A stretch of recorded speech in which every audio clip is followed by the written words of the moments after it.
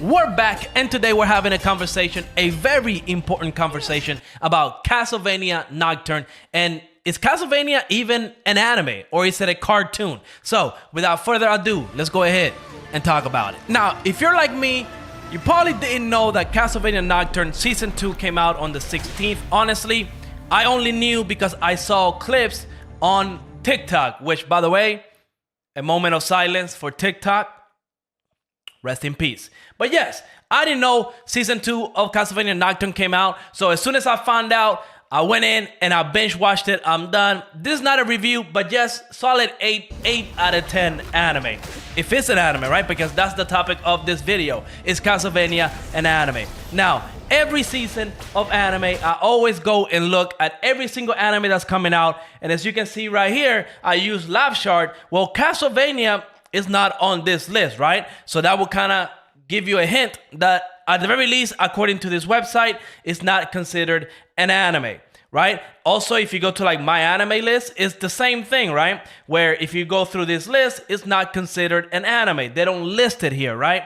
So for all terms and purposes, it seems like some of the official, anime websites out there, or not official, but, websites that deal with anime, they don't include Castlevania in there, which is probably why I missed it when it first came out. So it kind of brought the question to me, is Castlevania an anime or is it not an anime? And I think it also falls into the whole argument that's been happening for years with Avatar: The Last Airbender. Is that an anime or is it not an anime, right? There's definitely, you can go to Reddit and social media places and you will see people having arguments. Now me, I'm going to tell you straight, flat out, I do consider both Castlevania and the Avatar: The Last Airbender anime, right? Because when you think about it, if for you to be considered an anime, all you have to do is be produced in Japan. We're gonna have some inconsistencies here, right? For one, well, what about all the anime that get outsourced into other countries, right? Because I don't know if you know this, but a lot of the anime that you love, not all of them are made 100% in Japan. They all get outsourced, right? So now you're gonna have to start dealing with percentages, right? Well, if it's only 20% outsourced, then it can be considered an anime, right? And I think a lot of people don't think about this, right?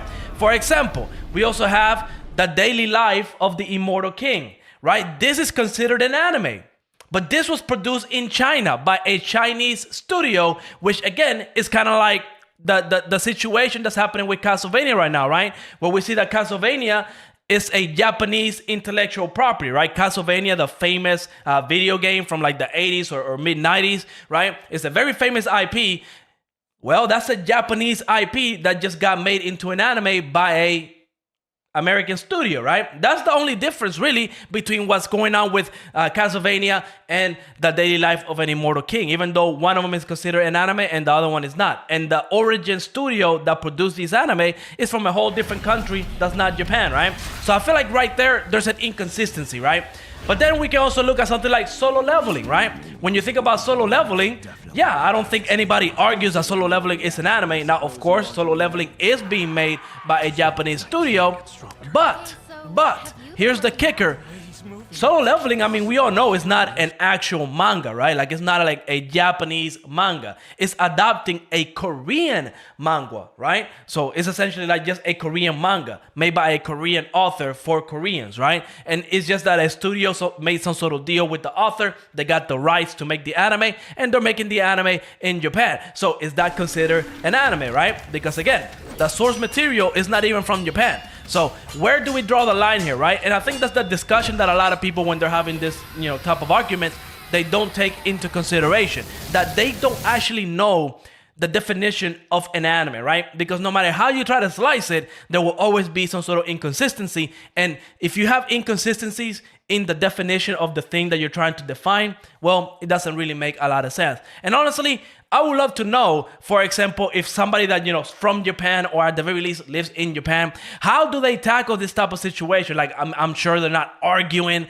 whether this is an anime or that is an anime, but I would love to know, like, for example, like cartoons, right? Like, I'm pretty sure they have US cartoons over there in Japan. I'm pretty sure SpongeBob is over there. I don't know if something more like, like Ed, and Eddie. I'm pretty sure that's not over there. But I would say something famous worldwide like SpongeBob, I would definitely say that they have it over there. And heck, even some animated movies from the US are there, like, you know, like Frozen and stuff like that, right?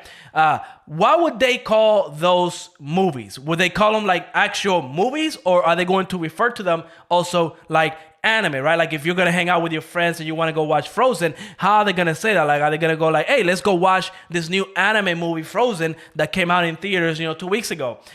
Because I definitely do feel like we need somebody from that country that understands what anime is and explain it to us, because I feel what's happening is that in Japan, I feel like they categorize everything that's animated an anime, right? That would include stuff like, you know, Castlevania, SpongeBob, Fairly Odd Parents. I mean, any cartoon from the US that gets imported over there in Japan, I feel like they would be in the umbrella of anime. It's just because for them, everything that's animated will be an anime. And I think like once we translate that word back here to the US, when we use their word anime, we put like some sort of like filter in that word that cuts off what an anime actually is, right? But yeah, I just wanted to talk about that because I think it's an interesting topic. For me, Castlevania, definitely an anime. For me, Avatar: The Last Airbender is definitely an anime.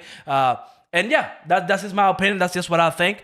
So I did enjoy Castlevania Season 2. I mean, every single episode was action-packed with great animation and, you know, the characters and all that. I truly do love Castlevania. I would say if we're just looking at like every anime that has released in 2025, I would say Castlevania is one of the best that we have seen. Now, of course, we still have the rest of the year, but I would say right now, Castlevania at least top 5 of the season, if not top 3, right? I don't want to get into that because of the whole Fate series situation. But, you know, that's neither here or there. But let me know what you think. Do you think Castlevania should be categorized as an anime? Or do you only believe that, you know, anime that are made in Japan by Japanese studios should be considered an anime and everything else not so much? Because, heck, we can even start looking into stuff like Space Dandy where, you know, it was like a show made for Adult Swim specifically, but, you know, the creator of it was like a Japanese person and all that stuff. But let me know what you think about this whole topic in the comments down below. And if we know somebody that actually knows what's going on over there in Japan and how they categorize all this different stuff, let us know in the comments. And like always, make sure to leave a like, subscribe, and I will see you on the next episode. Peace out. Boom.